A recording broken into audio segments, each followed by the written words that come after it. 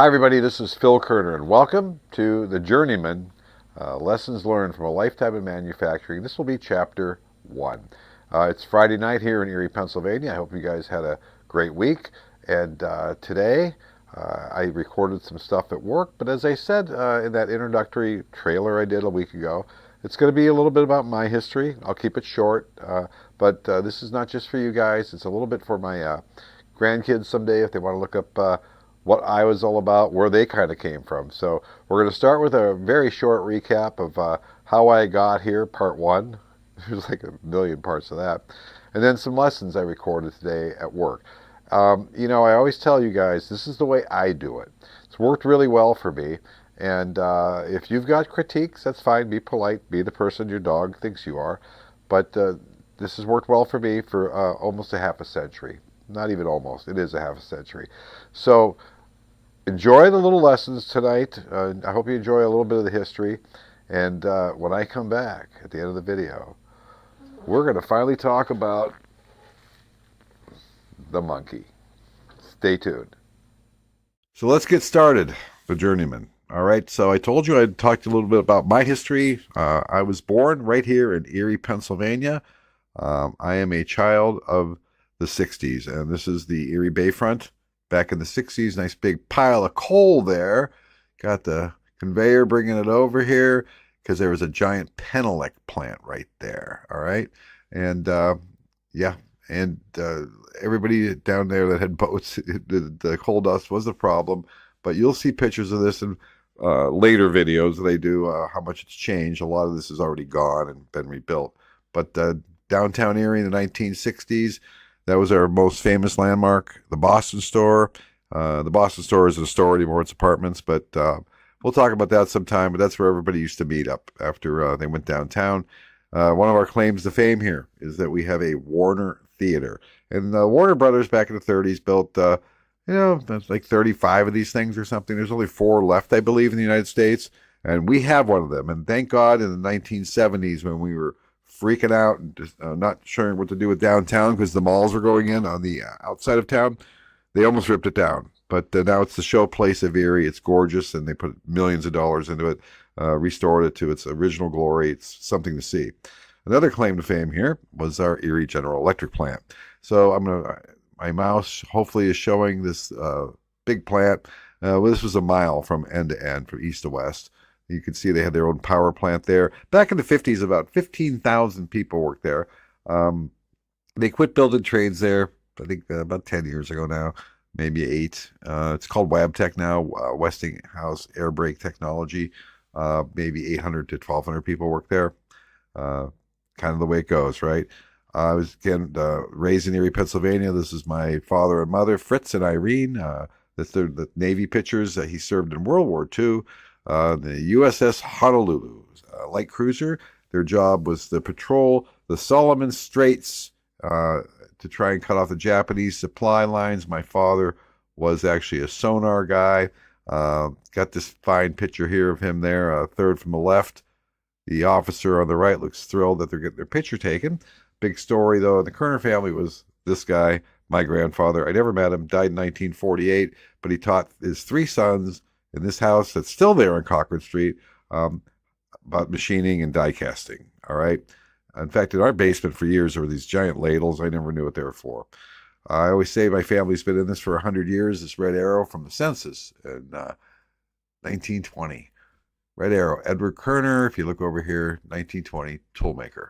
Sorry, that's not very legible. If somebody needs more proof, I can zoom in on it. The big story back in the 60s was this guy, my Uncle Ed. My Uncle Ed was a really good businessman, had his best customer was some of his best friends from high school. He founded Kerner Tool and Die. If you go to the toolandieguy.com, there's a button that's called KTD1, because I was KTD2. This is them after they just had some offices, but the center of that shop was always the barn that he bought back in like 1944. He did so well, he built this beautiful A-frame house. Then he started to build a golf course. Okay, so this will all get ripped down eventually, but we're working on the golf course here. Again, there's a nice picture of the A-frame, which still exists. Pretty cool house. That's when the earth movers came in to start building the back nine. It's me and Fritz, probably 1965, 66. I just found out a couple months ago that the big fear was Fritz and my Uncle Eddie were going to kill themselves because they couldn't keep themselves off the tractors after this crew left. A lot of fun hanging out there. There's me and my Uncle Eddie. I'm probably 5 or 6 there. You can see the tool shop in the background. Life was really fun. Got the pool going there. I think that's Eddie there. There was built-in fire pits here, steaks, whatever. He's got the 38-foot Chris Craft. We're out there cruising on the lake. Everybody's hanging off the bow, no life jackets. It's the 60s. Got a first EDM machine. There's Fritz on the left and Eddie on the right, trying not to electrocute themselves, setting up an EDM machine. Eddie was not that tall. He's obviously standing on something. Love the grinder back here. No guards. Different era. And 1965 or 66, a new Hydrotel came in, and that's me standing on it. You can see the shipping tags are still on it. I remember that night my dad said, let's take a ride up to the new machine. Well, 1969 happened. Everything changed. In May, my father, at age 48, passed away. He was the general manager and foreman. And 7 months later, in December, my Uncle Eddie passed away. Colonel and I would run for a few more years, and then my aunt sold it. And eventually, in 1974, this happened. You know, when a fire goes through an old barn that's full of a lot of electricity, a lot of chemicals, EDM oil, and acetone, that place went up like that. And somebody that worked there, lived close to there, went up there and took pictures that night. They couldn't stop it. You know, it's really kind of sad. This is what it looked like when he bought it. And the center of that tool shop was always that beautiful dairy barn. And today, there's the foundations. They're still there. The pole's still there at the A-frame, though. So you need to take a dip sometime. But there's the remnants of the golf course. They closed that about 10 years ago. My cousins sold that to the local Penn State affiliate, Barron College. And that is that. Kind of uplifting, huh? All right, let's go to today's lessons. This plate gets thrown on my outside my bench today. I can do a lot of stuff like this. We do a lot of, because we do so much welding as well as machining, we do a lot of welding, now robotics. We'll have our engineers just lay out a plate like this, and this is finished. The outsides of this are finished. It's been laser cut, Blanchard ground, and I just got to drill some and tap some holes in it, all right? So let's start off with my biggest nemesis, the engineers, new kids, and I'm not here to make fun of them, I'm here to help them. This is the drawing I got, and there's a lot of issues here. First of all, I hate it when they do this. There's too many dimensions to try and figure this out. And that's just somebody that doesn't know the process of what I do, because nobody would do this. A couple other issues we have here. Actually, 1, 2, 3, 4, 5, 6, 7, 8. These 8 holes are all 3/8 reamed holes, 300 thousandths deep. And for some reason, he's got four of them going. He's got a 265 pilot hole, and 4 of them he's got a 275. We all know that pilot hole should be, for any reamed hole, a 64th of an inch undersize, which should put you around 359, 360. I fixed that myself, but just little things like that, the dimensioning and the way it's called out, 5/16 holes. It doesn't tell me how many. 1, 2, 3, 4. 5/16 holes. 1, 2, 3, 4. So somewhere it should have said typical 8 holes as shown. Okay, that's the way I think, anyways. So let's take a look at my setup. So let's see what we've got here. So here's that fixture plate sitting on top of a Kurt vise with vise jaws added to the outside. Here's the normal ones. You can bolt one to the outside, all right? I've also got 3/4 inch parallels under here and under here, all right? Now, the reality is, with something like this, well, all we're doing is drilling and tapping some small holes. I don't need any clamps out here. This is going to be just fine. If I start milling out here, that might be a problem. So I've gotten away with this setup a million times in my career, as long as I'm just drilling. Now, because I am putting pressure out here, I've got these posts I made up, which are equal to my Kurt vise height to here, plus a 3/4 parallel. I use this setup a lot, so it was worth my time to just make up a couple bars here to act as outriggers and support out there. So this setup works really well, as I said, for simple drilling and tapping, reaming operations. But let me show you one other thing I've got here. So your standard Kurt vise, from your table to the base or bed of the vise, is 2.875, 2 inches, 875 thousandths, all right? So what I've done over the years is I've collected these pieces of cold roll and just ground them off to 2 inches, 875. Well, it comes in really handy. I get weird pieces sometimes where I might just have to drill and tap a hole here, but they're hanging out to here. So I just use these as outriggers, I guess would be the right thing, support, but they do come in really handy. As you can see, it's similar to that process, but I can guarantee you, for those of you that use Kurt vices, a couple of support pillars here, 2 7/8 high, will come in handy more than you think.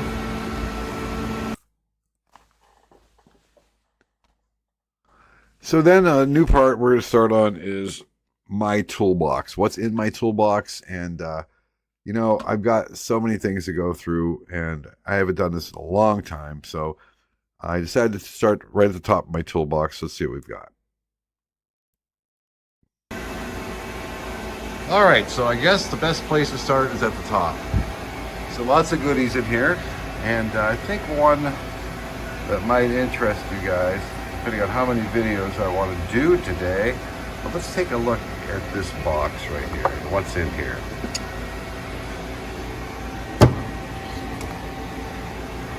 Well, 2 pieces of brass, it looks like. Look at that. So what are these called?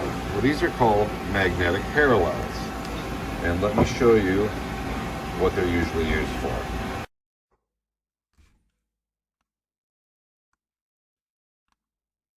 So that's what they look like. Back in the day, these guys, you know, they'd build stuff like this, and then they'd build a really nice box. Pretty cool. I got these at an auction back in like 2000, all right? Don't use them much, but they're really handy. So here they are, sitting on my hair grinder, all right? I'm sitting on the magnetic chuck. Now let's say we've got this plate. This is not the greatest example, but I want to grind this flat. But it's got a little bow in it already. If I just take these magnetic parallels off and set this on the magnet and turn this magnet on, it's going to just suck that plate flat, okay? And then as soon as I turn off the magnet, the bow's going to come back. So this is one way that we can control what magnetism is going through this, tamper it down a little bit, because there's a difference between flatness and parallel. This plate can be totally bowed, but if it measures the same thing all the way across, it's parallel, but it's not flat. And we'll show you how to check flatness on another video. So this is one way around it, is to use these magnetic parallels. So we can turn on the magnet over here, and it still holds the piece down, okay? But it's gonna let the natural bow in the piece still be there. And this isn't something we're gonna hog off. We're gonna be very careful, because we are on the chuck. But they hold very well, as you can see. And I can, even if I'm really concerned about it, I can actually turn down the strength of the magnet just to make sure I'm not sucking it down flat. So I hope that makes sense. I want it to sit in its inert state as a bowed piece, but still hang on to it. That way I can grind it flat, then flip it over, then I can set it back on the magnetic chuck, all right? Another example where I can use these magnetic parallels is I've got this vice jaw with 2 pins sticking out of it, and I don't feel like pressing the pins out. And I just want to take a skim off the back side of this, all right? So the magnetic parallels would work well for that. In fact, I could stretch them out a little bit more. So now, again, it's super tight. You can see there's the pins, all right, are missing. So this is still, and I can take a nice skim off this with my grinding wheel. The reason these work, and if you're a metallurgist out there, you could probably explain it better, but we've always just trusted them to work. But what's happening here is these are insulated. These little round pins are insulated by the brass, allowing the magnetism to pass through from the chuck through the pins into your workpiece. So magnetic parallels, I don't use them very often, but when I need them, they're really, really handy. Well, I hope that was informative. Leave your comments and questions underneath. I know the magnetic parallel thing, there's a lot going on there. Used those for years. We're going to talk a little bit more going forward about flatness versus parallelism, and we're going to start going through my toolbox. And I could probably do 1,000 lessons on what's in my toolbox. All right, so love the history, love teaching you guys. So let's talk about the monkey. Okay, so it's 1969. My father, if you watch the video, passed away in May of 1969. I'm 9 years old. I'm numb, right? I don't know what's going on. I'm 9. And my brother Fred, who's much older than me, Freddie was 17 years older than me, so I'm 9, he's 26, married. And he had a great wife. His my sister-in-law Patty was a school teacher. And I could tell you a story about that sometime too, which is great. But Patty was wonderful, and they must have decided that let's bring Philip. That's what they called me back then. Let's have Philip sleep over. Fine. So we go out to my brother Freddie's house, about 20 minutes. No, not even that. 10, 15 minutes from my place out in Harbor Creek, and stormy day, very stormy day. And to the point where after I got dropped off at like 5 o'clock or something, there was some sirens going off. Then I don't know if it was on the TV or they had a weather channel alert thing. Tornado watch. All right, I'm 9. This is kind of freaking me out, right? And no warning yet, but it's a watch. And my brother, God bless him, he looks at me and says, Philip, he says, as long as that sky doesn't turn red, we're good. Don't worry. Well, within 2 minutes, the sky was blood red, right? So I'm starting to have a panic attack, and I'm not even in my own home. I'm thinking I'm going to die that night. And my brother decides to call his next-door neighbor, Ed, and his wife, Mary, to invite them over. And I hear him on the phone, and he literally says, he laughs, he says, hey, if we're all going to die, we might as well all die together. Well, at this point, you know, I don't think I had blood pressure issues back then, but I'm not feeling really hopeful. Well, in the end, it was a very stormy night, but the tornado never came. But now it's like 9, 10 o'clock at night. They put me in the guest bedroom. I'm laying there, and there's this thunderstorm just raging, raging, raging. And all of a sudden, there was this giant bolt of lightning. And I look up, and in the window, the silhouette of the monkey was hanging there on the curtain rod. Well, forget just the monkey thing, all right? I grew up watching The Wizard of Oz, and I thought for sure it was one of those monkeys from The Wizard of Oz finally caught up with me. It was bad, but I got through it. When my brother passed away about 10 years ago, I was cleaning out his house. I found the monkey. We've made friends, I think. I'm not even creeped out right now, maybe a little bit, but that's the story of the monkey. So my name is Phil Kern, and I told that guy, listen, I hope you enjoyed this video. There shouldn't have been any ads on it. If there's ads on this video, it's because YouTube put them on, and I can't control YouTube and Google. But if you'd like to support me after this, underneath this video, there's a link where you can just throw me a couple bucks, buy me a beer. And I used to do this a long time ago. Ad money through Google and YouTube is a joke. A couple months ago, I tried an experiment. You got to have like a zillion views a month. So if you enjoyed this, you just click on that little link, and you can donate $3, $5, $10, or any other amount. And that helps me get towards the hanging up the apron, and I'll try to give you the best content I can, and without too much sweat off your back. But click on that. It's a very simple page. I didn't go overboard on this. There's like a link. Click here. So I hope you'll maybe consider supporting me, and we'll see you on hopefully next week's video. But you know the story of the monkey now, so you know everything. We'll see you on the next one.